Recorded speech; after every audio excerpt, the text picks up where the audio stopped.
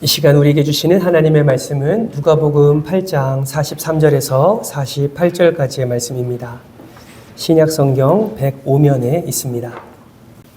우리 한 절씩 교독하도록 하겠습니다. 이에 12해를 혈류증으로 앓는 중에 아무에게도 고침을 받지 못하던 여자가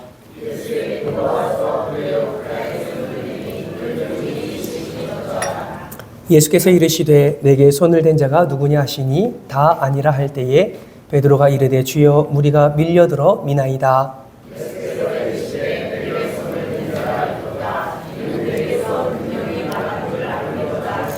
여자가 스스로 숨기지 못할 줄 알고 떨며 나와 엎드려 그 손댄 이유와 그 곧 나은 것을 모든 사람 앞에서 말하니 예수께서 이르시되 따라 내 믿음이 너를 구원하였으니 평안히 가라 하시더라.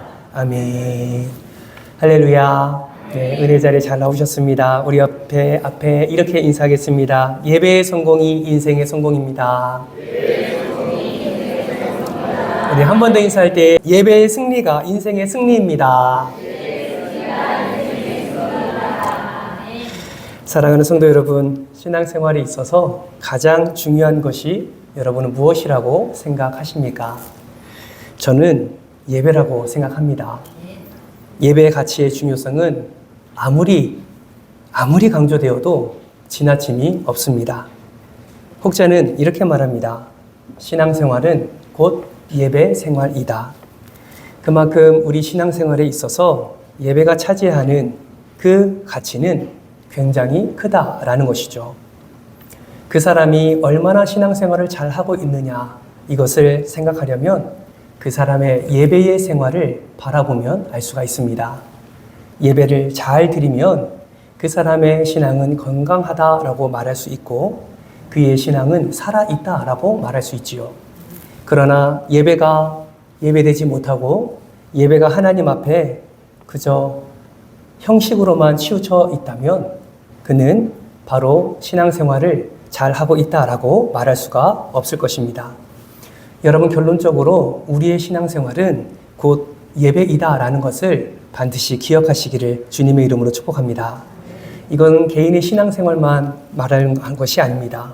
교회 공동체에 있어서도 이 예배가 얼마나 중요한지 모릅니다.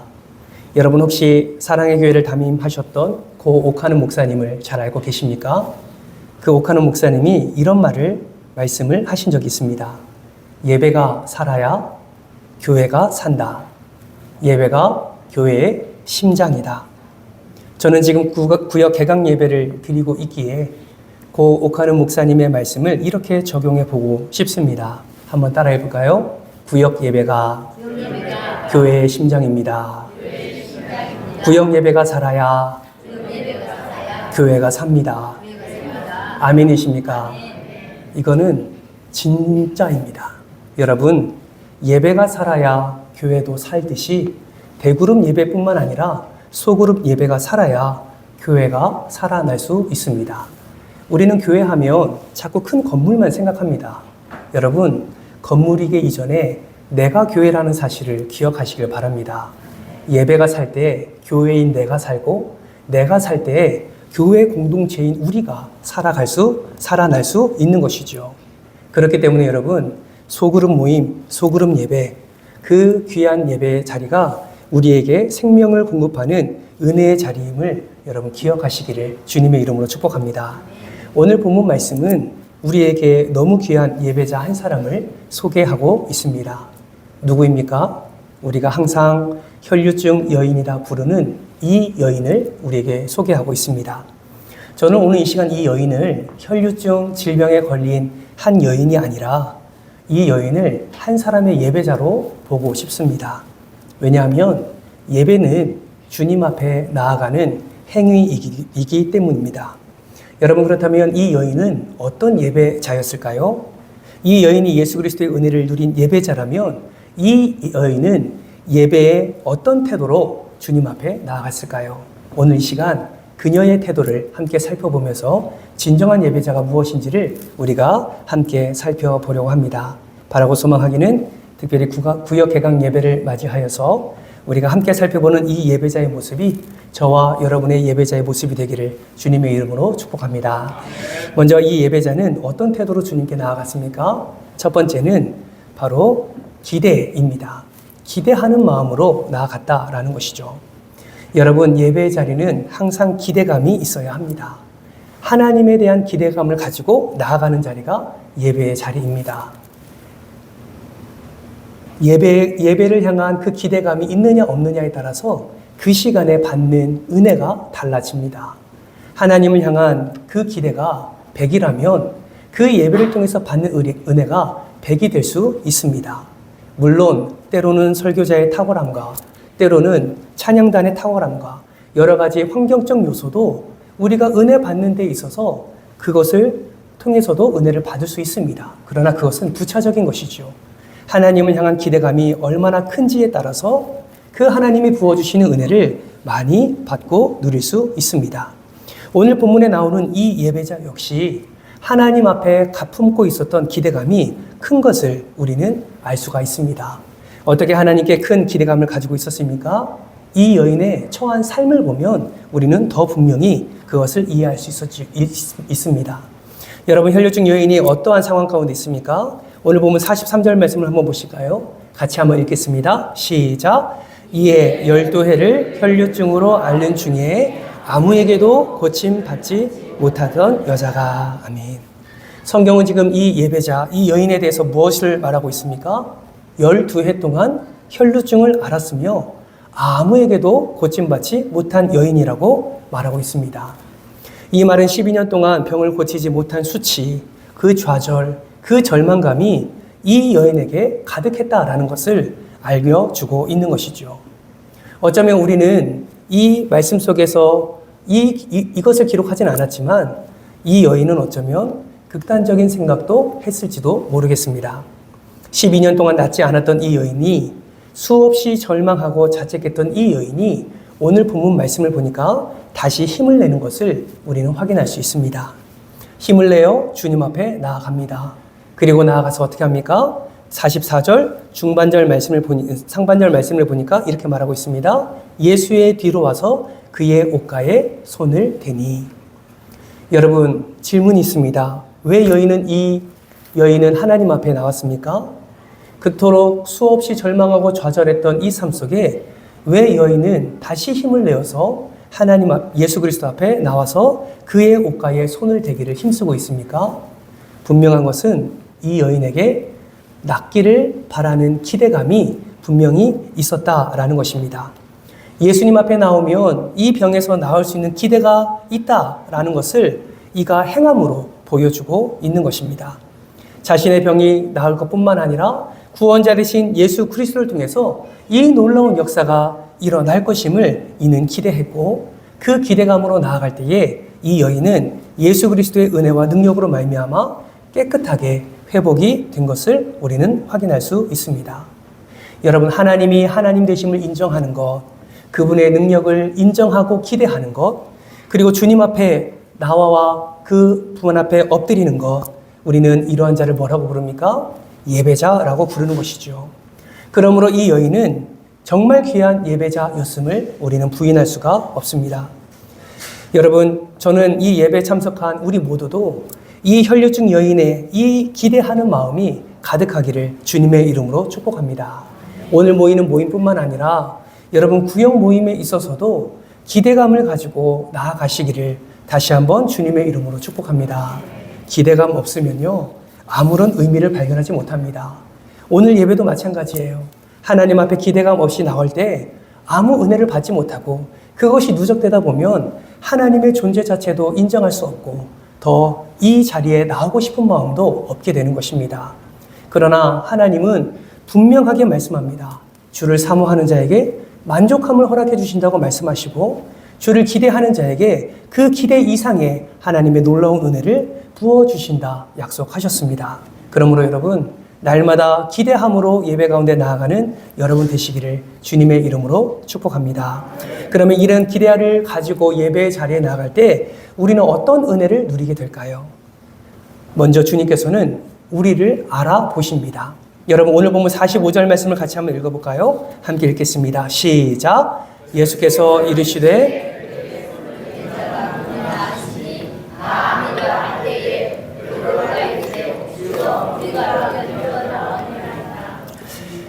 여러분 이 말씀 중에 주여 우리가 밀려들어 미나이다 라는 말은 어떤 의미가 있겠습니까? 우리가 선생님을 애워싸고 밀치고 있습니다 라는 의미를 담고 있습니다. 여러분 상상이 되시지요? 지금 상황이 수많은 무리가 예수를 둘러싸고 있고 수많은 사람이 예수의 얼굴을 한번 보기 위해서 서로 밀치고 밀려들고 있는 상황입니다. 그때 예수님이 말씀하시는 거죠. 내게 손을 댄 자가 누구냐라고 말씀을 하는 것입니다. 그때 베드로가 말합니다. 주님 보시지 않습니까? 이렇게 수많은 사람들이 밀리고 밀치고 있습니다. 누군가가 주님의 몸에 주님의 옷에 손을 댄 것 같습니다 라고 말을 하고 있습니다. 그때 예수님이 뭐라고 말씀하십니까? 46절 말씀에 보시면 상반절에 이렇게 말씀합니다. 예수께서 이르시되 내게 손을 댄 자가 있도다. 여러분 지금 반복해서 예수님이 말씀하고 있으십니다. 이 말씀은 무엇을 의미합니까? 누군가가 내게 기대를 품고 내게 손댄 자가 있다라고 말하고 있는 것입니다. 사랑하는 성도 여러분, 같은 자리에 있다고 같은 예배를 드리는 것이 아닙니다. 조금 전에 우리가 함께 찬양 불렀지 않습니까? 같은 멜로디, 같은 가사를 우리의 입술로 고백한다고 해서 우리가 같은 찬양을 부르고 있는 것이 아닙니다. 그 찬양에 우리의 마음을 담고 그 찬양을 전심으로 하나님께 올려드릴 때에 그것이야말로 하나님이 기뻐하시는 찬송이 되는 것이죠. 그 찬송을 통해서 부어주실 하나님의 은혜를 기대하고 하나님 앞에 나아가는 자는 그 찬송을 통해서 받는 은혜가 더 풍성하게 일어나게 된다라는 것입니다. 여러분 같은 말씀을 듣는다 해서 똑같은 말씀이 귀에 들리지 않습니다. 지금도 많은 분들이 함께 이 예배에 동참하고 있지만 누군가는 하나님의 음성으로 이 말씀을 듣는 이들이 있는가 하면 누군가는 이미 벌써 귀를 닫고 이미 벌써 마음은 콩밭에 가 있는 분들도 있습니다. 여러분 기대감을 품을 때 하나님께서 그 기대하는 마음 가운데 말씀의 씨앗을 심어 주십니다. 여러분 이 기대감을 잃지 않으시기를 주님의 이름으로 축복합니다. 진짜 예배가 예배다우려면 진짜 찬송이 찬송다우려면 진짜 말씀이 말씀다우려면 우리는 예수 그리스도를 향한 기대감을 품고 우리가 매일매일 자리로 나아가야 될 줄 믿습니다. 구역 모임도 마찬가지예요. 그저 구역 모임에서 하나님에 대한 기대감 없이 나가게 되면 그 자리에서 예배드리는 것이 아무런 의미가 되지 않습니다. 여러분 2025년 이제 하반기가 시작되었습니다. 저는 소망하기는 모여서 드리는 감격과 축제 예배뿐만 아니라 흩어져서 드리는 섬김의 예배, 더 나아가 여러분이 주마다 함께 모여서 영적인 은혜를 나누고 그 은혜 가운데 하나님의 역사를 함께 공유하며 함께 간증의 그 은혜를 나누는 그 자리 또한 여러분의 삶 속에 풍성한 은혜의 통로가 되는 귀한 날이 되기를 주님의 이름으로 축복합니다. 기대감을 품으십시오. 그리고 기대하는 만큼 기도하십시오.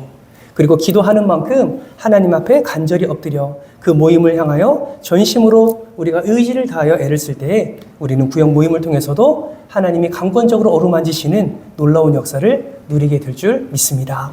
두 번째로 이 여인이 어떠한 예배의 자세로 하나님께 나아갔습니까? 대표적인 키워드 두 번째는 대가입니다.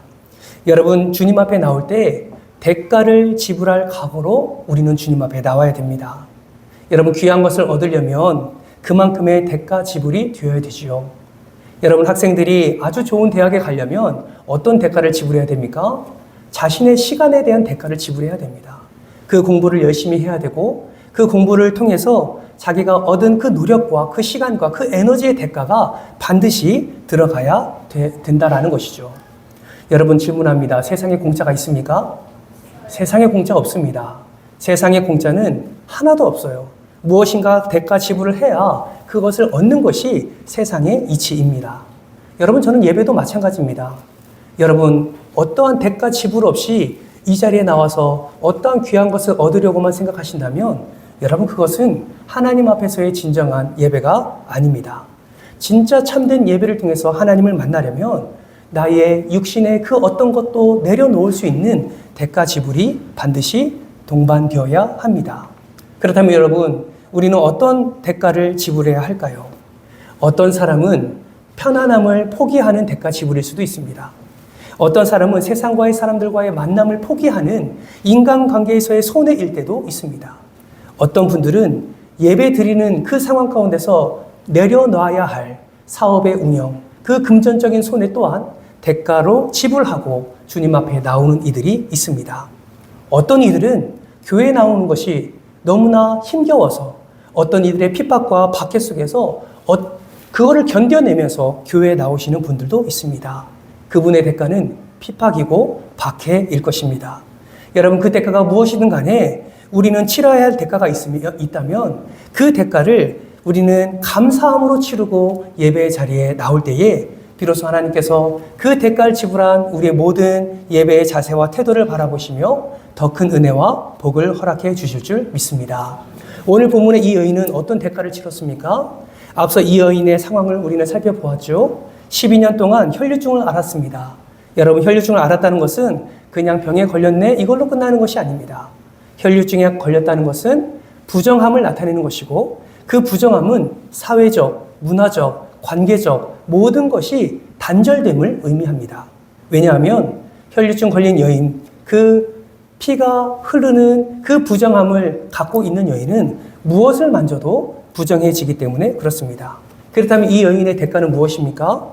예수 그리스도 앞에 나아갈 때에 수많은 사람들이 이 부정한 여인을 바라보면서 손가락질하는 그 손가락질, 그 무시와 조롱, 그리고 어쩌면 이 여인은 12년 동안 수많은 단절로 인하여서 때로는 공황장애와 대인기피증에 걸렸을지도 모르는데 이 여인은 그것까지도 다 내려놓고 다른 사람이 어떻게 나를 쳐다보며 반응하든지 상관없이 믿음으로 예수 그리스도 앞에 나아가는 것을 보게 됩니다. 수많은 조롱, 수많은 손가락질 감수합니다. 수많은 불편한 시선, 불편한 관계, 불편한 상황을 감내합니다. 그리고 그 대가 지불을 하고 예수께 나아가서 그 생명을 얻는 여인의 모습을 오늘 말씀을 통해서 발견하게 됩니다. 여러분, 우리도 마찬가지입니다. 다 같이 모여서 드리는 주일 예배뿐만 아니라 구역 모임에 나아가기 위해서 얼마나 많은 대가를 지불해야 됩니까? 우리는 시간을 내야 됩니다. 우리는 에너지를 내야 되고요. 그 편안한 시간, 그 즐길 수 있는 시간을 우리는 포기해야 됩니다. 수많은 대가를 우리는 지불하며 그 자리로 나아가게 됩니다. 어떤 분들은 금전적 손해가 있을 수도 있습니다. 어떤 분들은 인간적 손해가 있을 수 있습니다. 어떤 분들은 구역 예배 나가는 것조차 핍박과 박해의 대가를 치르는 사람들도 있습니다. 그러나 여러분, 그렇다면 이러한 대가를 지불하면서까지 꼭 거기에 나아가야 됩니까? 꼭 이러한 대가를 지불하면서까지 꼭 예배 자리에 나와야 됩니까? 저는 단언할 수 있습니다. 예, 그만한 가치가 예배 안에 있습니다. 왜요? 두세 사람이 모인 곳에 예수 그리스도가 함께 하시기 때문입니다. 그 예수 그리스도 앞에 믿음으로 나아갈 때에 우리가 지불하고 있는 이 대가보다 훨씬 더 하나님의 놀라운 은혜가 그 자리 가운데 임하기 때문에 그렇습니다. 그러므로 여러분이 지불하는 대가 지불을 아까워하지 마시고 여러분 모여서 하나님께 믿음으로 나아갈 때 더 채우시고 더 부으시고 더 넘치도록 역사하시는 하나님의 은혜를 사모하시고 그 은혜를 누리는 저와 여러분 되시기를 주님의 이름으로 축원합니다.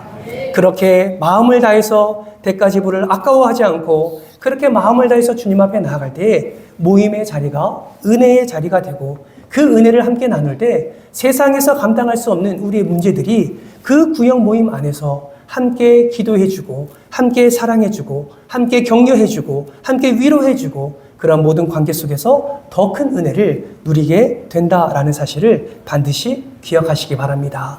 그러므로 여러분, 대가 지불보다 더 넘치도록 부으실 하나님의 은혜를 더 바라보시기를 주님의 이름으로 축복합니다. 그래서 주일에만 모이는 것이 아니라 은혜 나눌 사람이 어디 있습니까?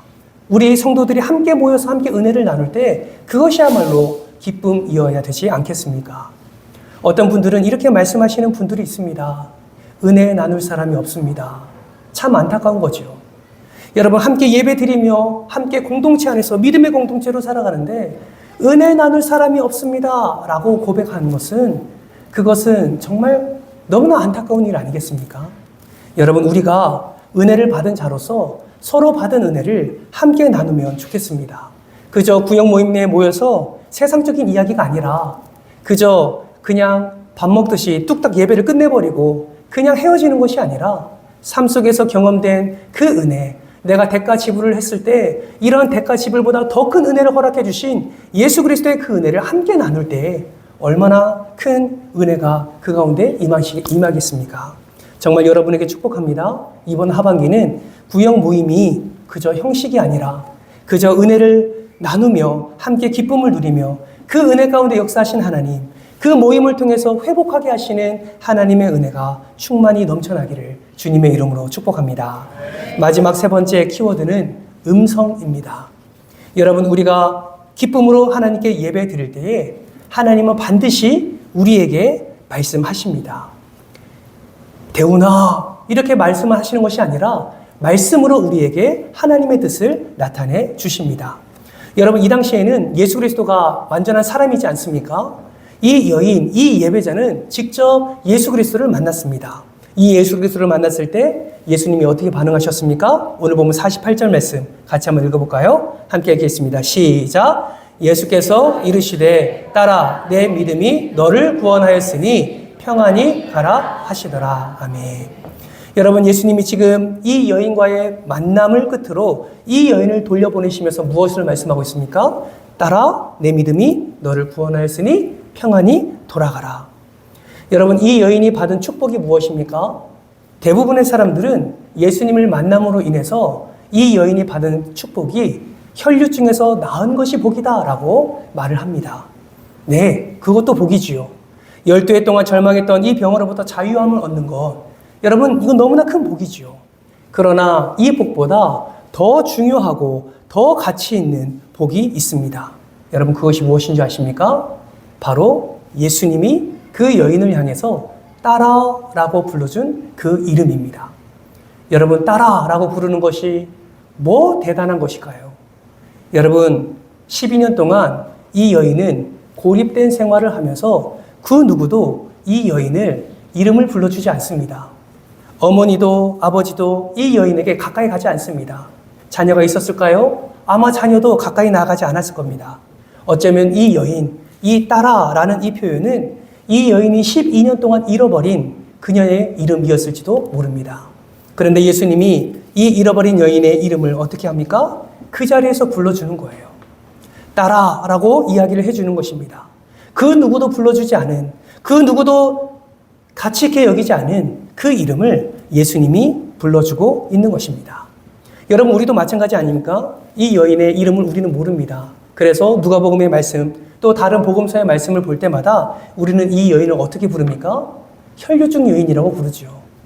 목사도 혈류증 여인이라고 부르고, 장로도 혈류증 여인이라고 부르고, 권사들도 혈류증 여인이라고 부릅니다. 마치 이런 겁니다. 제가 암에 걸렸는데 회복되었어요. 그런데 여전히 뭐라고 부르는 거예요? 암 목사님 이렇게 부르는 것과 동일합니다. 제가 무좀에 걸렸다가 나았는데 저를 이름을 불러주지 않고 무좀 목사님이라고 불러주는 것과 동일하다라는 것이죠. 여러분, 이 여인의 이름을 누가 부르고 있습니까? 예수님이 불러주고 있습니다. 따라라고 불러주는 것이죠. 여러분, 예배의 자리는 어떤 자리입니까? 우리 주님께서 우리를 따라, 아들아 라고 불러주는 자리가 바로 예배의 자리임을 믿으시기를 바랍니다. 그 음성을 들을 때 우리는 더 힘이 나는 것이죠. 그 음성을 들을 때 하나님의 뜻을 더 알게 되는 것이죠. 그 음성을 들을 때 우리는 세상이 아니라 예수 그리스도 안에서 살아갈 담력을 우리는 얻게 되는 것입니다. 사랑하는 성도 여러분, 매일의 예배가, 그리고 주일마다 드려지는 이 예배 가운데 여러분이 간절히 하나님께 나아가는 그 예배의 자리가 하나님의 음성을 듣는 자리가 되기를 주님의 이름으로 축복합니다. 여러분, 다 같이 모여서 드리는 예배만 하나님 말씀하지 않으십니다. 구역 모임을 통해서도, 소그룹 예배를 통해서도 하나님은 우리에게 말씀하십니다. 우리의 이름을 불러주십니다. 그리고 우리를 위로하십니다. 그리고 우리를 따뜻하게 품에 안으시고 하나님의 놀라운 사랑으로 우리와 함께 하십니다. 이 하나님의 음성을 듣는 저와 여러분 되시기를 주님의 이름으로 축원합니다. 말씀을 맺겠습니다. 맥스 루케이드 목사님은 형통한 날의 은혜라는 책에 이런 중요한 말씀을 하셨습니다. 같이 한번 읽어볼까요? 시작! 예배는 우리가 하나님의 얼굴을 보는 시간입니다. 아멘. 하나님께서 우리를 불러서 그분의 얼굴을 보게 하시는 것이 예배다라고 말하고 있습니다. 왜 예배가 하나님의 얼굴을 보는 시간일까요? 하나님의 얼굴을 보는 순간 우리의 얼굴이 바뀌기 때문입니다. 하나님의 얼굴을 보는 순간 우리의 마음이 바뀌게 되기 때문이죠. 여러분, 하나님께서는 지금도 여러분을 기다리고 계십니다. 그저 일주일에 한 번 기다리시는 것이 아니라 매일의 삶 속에서 여러분을 기다리시고 여러분과 함께하기를 원하십니다. 여러분, 일주일에 한 번, 어찌 보면 우리에게는 너무나 부담스러운 시간일 수도 있습니다. 그러나 주일 예배에만 만족하지 마시고 하나님의 은혜가 예비된 구역 모임을 통해서도 주님을 깊이 만나시고 그 은혜 가운데 여러분 나아가셔서 하나님이 채우시고 부으시는 놀라운 은혜를 충만히 누리시기를 주님의 이름으로 축복합니다. 그래서 이번 하반기 동안에는 구역 모임의 활성화를 통해서 더욱더 우리가 영적 공동체로 든든히 서가고 또 구역 모임의 활성화를 통해서 정말 우리 구역 안에 간증이 넘쳐나는 그런 놀라운 은혜가 넘쳐나는 그런 하반기 되기를 소망합니다. 이 일에 여러분들 주인공들 되어주시고 또 적극적인 동참과 참여를 통하여서 가정이 회복되고 사업장이 회복되고 더욱더 여러분 인생과 자녀들의 인생이 하나님의 은혜 가운데 형통의 은혜를 누리는 복된 하반기 되시기를 주님의 이름으로 축원합니다. 이 시간 다 같이 기도하겠습니다. 이 시간 기도하실 때에 여전히 우리의 마음 가운데 뭔가 교회 일 하나 하는 거 마치 은혜를 나누는 자리가 일이 되어버린 우리의 연약함을 발견하게 됩니다. 그러나 은혜는 나눌수록 더 커지게 되고 은혜는 나눌수록 더 감사가 되어지고 은혜는 나눌수록 우리의 삶의 기쁨이 되어집니다. 은혜를 나누지 않으면 여러분 우리는 하나님과 동행함을 잊어버리게 되고 우리는 하나님의 역사를 기대하지도 않습니다.